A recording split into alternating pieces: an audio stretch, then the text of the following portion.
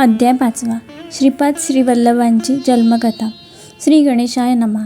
सिद्ध म्हणाला, नामधारका, कलियुगात लोक धर्मभ्रष्ट झाले, कर्मभ्रष्ट झाले, तेव्हा श्री गुरु दत्तात्रेयांनीही लोककल्याणार्थ अवतार घेतले. पिठापूर येथे आपळराज नावाचा आपस्तंभ शाखेचा एक ब्राह्मण राहत असे. त्याची पत्नी सुमती धर्मशील व पतिव्रता होती. ती विष्णुदत्ताच्या भावभक्तीने आराधना करायची. एकदा अमावस्येस आपळराजाच्या घरी पितृश्राद्ध होते. श्राद्धासाठी आमंत्रित ब्राह्मणांचे भोजन व्हायचे होते. तेव्हा दत्तात्रेय महाप्रभू अतिथी रूपाने तिच्या दारी आले. सुमतीने ब्राह्मण भोजन पूर्वीच भिक्षा घातली. ही तिची सेवा तत्परता पाहून दत्तात्रेयांनी तिला 3 मुखे व 6 हात या मूळ दत्तात्रेय स्वरूपात दर्शन दिले आणि इच्छित वर मागण्यास सांगितले. सुमतीने श्रीगुरूंची स्तुती केली व म्हणाली, गुरुदेव, आपण मला अतिथी रूपात माते अशी हाक मारतील ते वचन खरे हो. मला अनेक अपत्ये झाली, ती जन्मताच मेली. जे 2 पुत्र जगले त्यात एक आंधळा आहे तर दुसरा पांगळा. असे पुत्र असून नसल्यासारखेच आहेत. माझा पुत्र तुमच्यासारखा महाज्ञानी, जगद्वंद्व, देवांसारखा आणि परमपुरुषार्थी असावा अशी इच्छा आहे. ती तुम्ही पूर्ण करा. दत्तात्रेय म्हणाले, माते, तुझ्या अपेक्षित असाच पुत्र होईल. तो महातपस्वी असेल. तो तुझ्या कुळाचा उद्धार करील. त्याची मोठी कीर्ती होईल. मात्र तुम्हाला त्याच्या कलाने घ्यावे लागेल. त्याचा शब्द मोडला तर तो तुमच्या बरोबर राहणार नाही.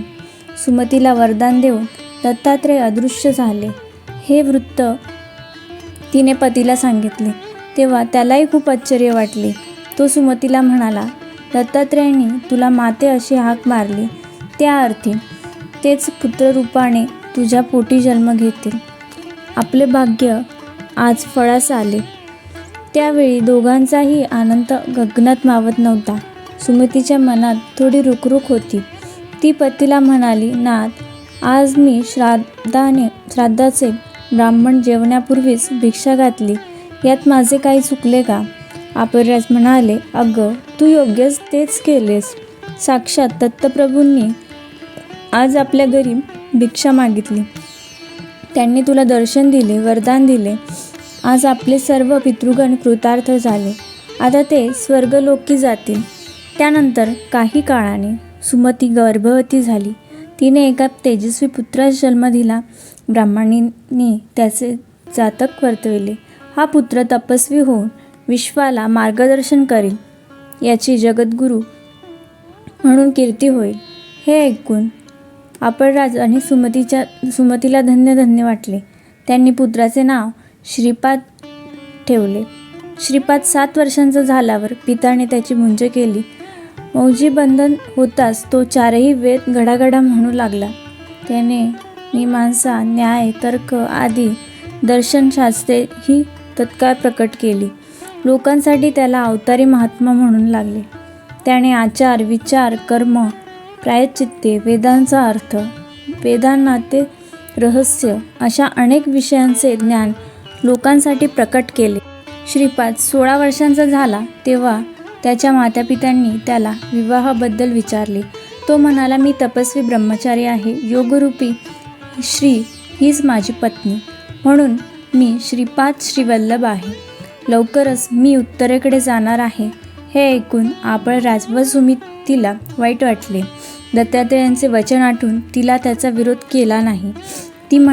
ते दोघे म्हणाले, बाळा, तू आमची म्हातारपणाची काठी आहेस. तूच निघून गेला तर आम्ही कोणाकडे आशेने बघायचं?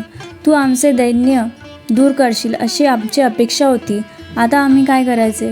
श्रीपादाने त्या दोघांचे सांत्वन केले. तो म्हणाला, आई बाबा, एवढेच ना, मी आत्ताच तुमचे दुःख घालवितो. मग त्याने आपल्या दोन्ही भावांवर अमृतमय कृपादृष्टी टाकली. तर काय आश्चर्य, दोघांचेही व्यंग अव्यंग सुंदर आणि सुदृढ झाले.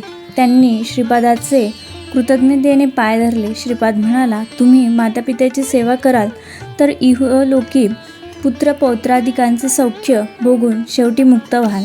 हे सर्व पाहून आपळराज व सुमतीला आनंदाश्रू आवरत नव्हते. श्रीपादाने त्यांनाही आश्वासन दिले, हे तुमचे दोन्ही पुत्र शतायुषी होतील, त्यांच्या घरी अखंड लक्ष्मी नांदेल, त्यांची मोठी कीर्ती होईल, यांचे वंशज वेदशास्त्र संपन्न, सदाचारी, प्रतिष्ठा प्राप्त होतील. मला साधुजनांना दीक्षा देण्यासाठी उत्तरेकडे जायचे आहे, अनुज्ञा असावी. मातापित्याच्या डोळ्यातील अश्रू तळतळत होते. त्यांना वंदन करून श्रीपाद क्षणार्धात अदृश्य झाला. तो गुप्त रूपाने काशीस आला. तेथून बद्रिकाश्रमास गेला. तेथे नारायणाची भेट घेतली. त्याला मी कार्यासाठी मनुष्यरूपाने अवतार घेतला आहे असे सांगितले. मग तो तीर्थयात्रा करीत गोकर्ण क्षेत्री आला.